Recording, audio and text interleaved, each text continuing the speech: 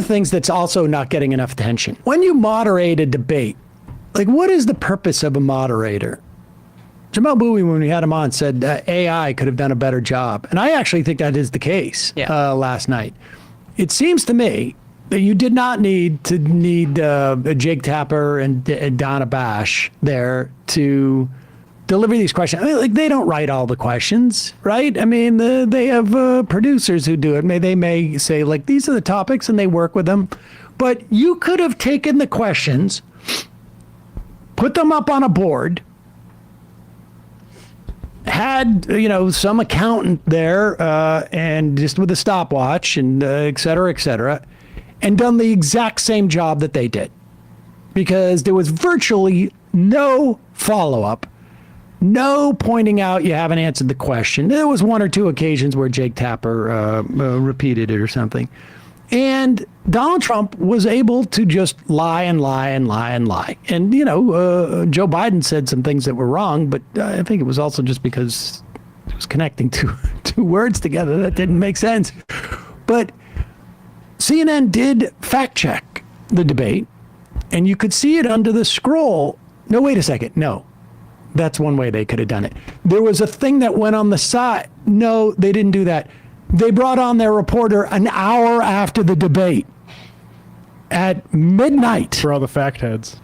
To fact check. And here is 3 minutes of fact checks.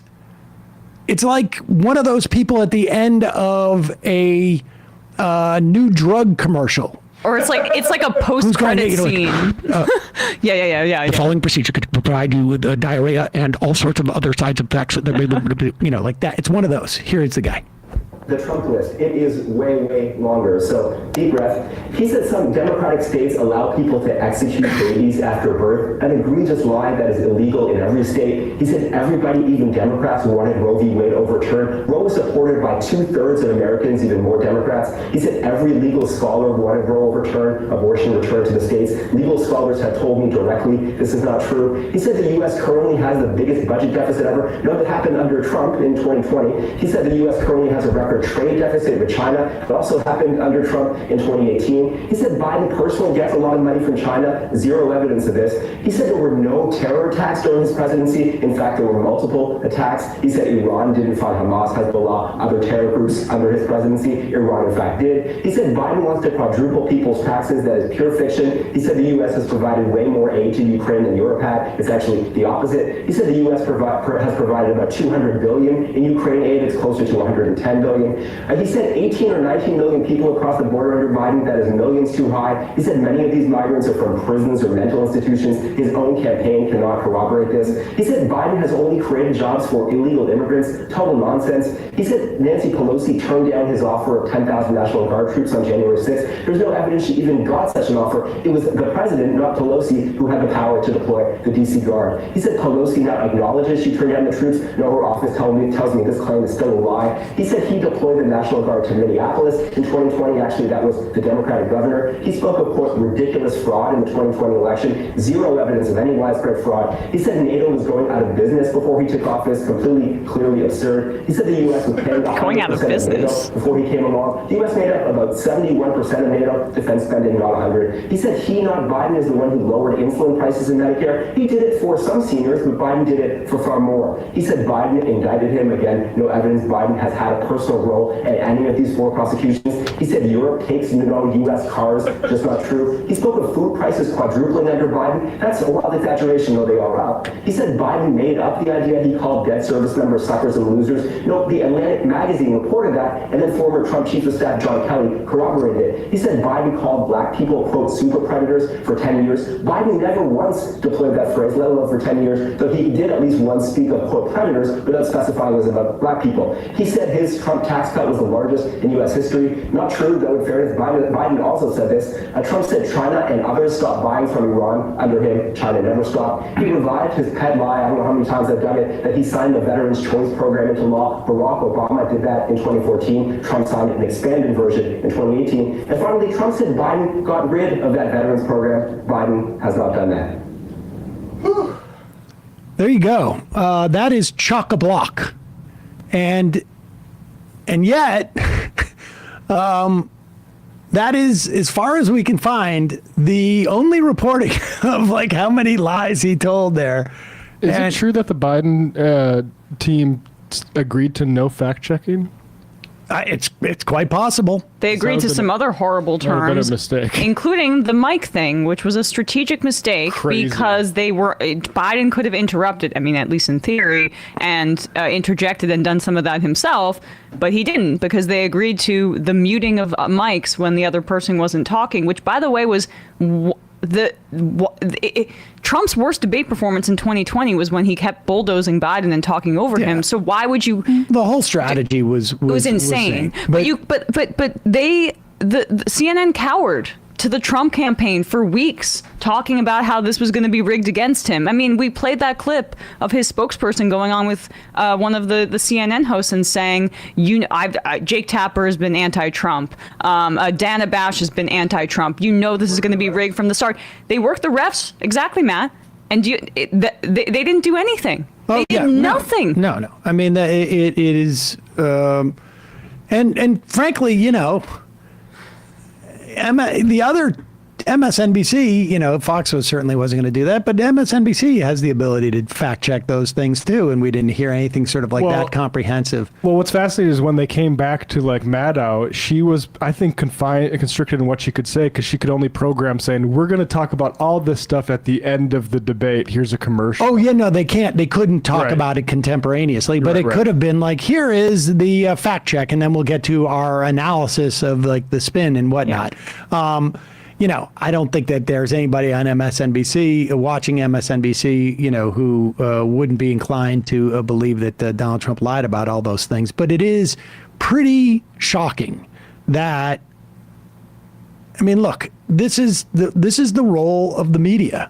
When I got fired by MSNBC briefly because of a tweet that I put out 8 years earlier that was clearly a satirical tweet about Roman Polanski and when they were trying to give him a lifetime achievement thing, and I was commenting on the fact that he was a rapist and basically saying that if my daughter was ever to get raped because he raped a young girl, I would want them to rape somebody. I want it to be a much older man and someone who has a great mise en scène.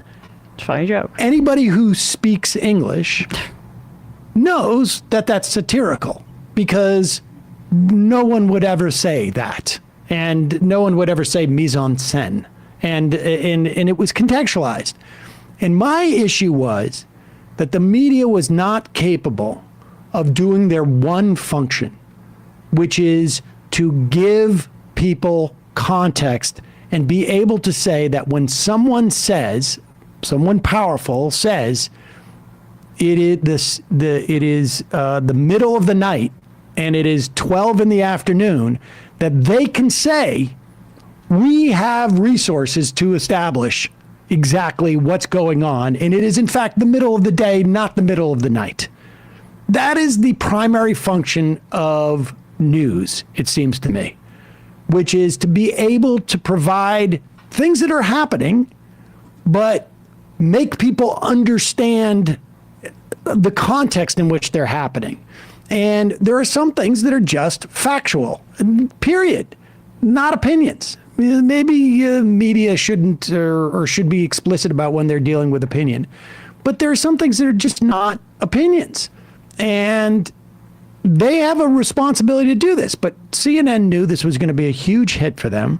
That's why they were threatening everybody who was covering it with copyright strikes, which is extremely un-American in my view. This is a debate about the presidency. To enclose this and to not allow people to cover it in the way that they can is shameful, and it should not happen anymore. It's a corporate takeover. And they knew they were going to make a ton of money on this. Great. And they needed to show that they were not going to in any way, not disfavor Donald Trump, but they were not going to apply basic journalistic standards or enterprises and deploy them against both candidates because they knew that it would make Trump look bad. Yep. And they didn't want to be accused of making Trump look bad. So they stepped back from reality and did that. Now, But this is not in any way to defend Biden's performance. But in this instance, like, there should always be application of that one sort of principle that we're going to basically let the audience know that you're lying, because when it's really not a question of opinion. This is an issue with the media that as long as I've been alive, it's been a problem, where the Republicans have cried foul about liberal bias in the media my entire lifetime and gotten the news outlets to cower and in response. We know that it's not a liberal bias, it's a corporate bias, but back in the Bush days, you hear about the liberal media all the time. Fox News was instrumental in disseminating that as well.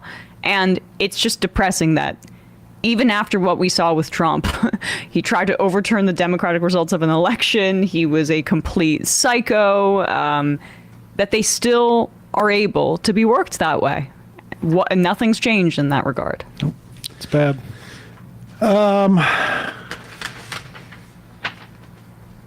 Dave Weigel has a good point here while you're looking for the next thing. Leave Biden aside. Elderly alien Dems just refusing to go risk the death of ACA, Kennedy, killed Roe, Ginsburg, and really helped ours in SCOTUS wars, Feinstein. And Sturgeon's Law says, what's really revealing here is that these are all supposed to be core Dem issues, too, not peripheral ones. Yep. 100%. Hey, folks, don't forget to hit the subscribe button and check out our daily show. We do it every day at 12 p.m. Eastern for about 2.5 hours. We even take phone calls. You should check that out.